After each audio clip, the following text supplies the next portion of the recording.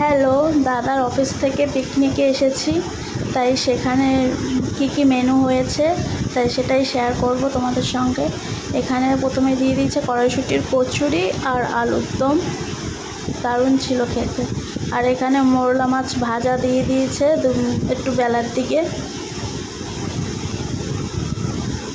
মা খাচ্ছে।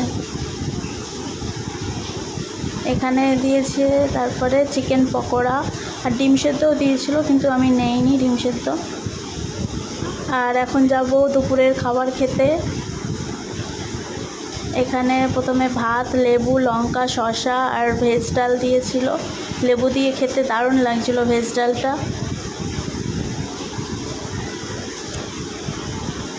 আর আলুর চিপস দিয়েছে।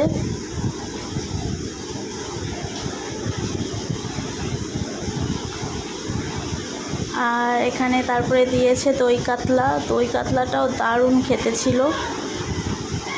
আর তারপরে দিয়েছে মাটন কষা, সেটাও দারুণ ছিল। মানে আজকে রান্নাবান্নাই ভালো হয়েছিল পিকনিকে।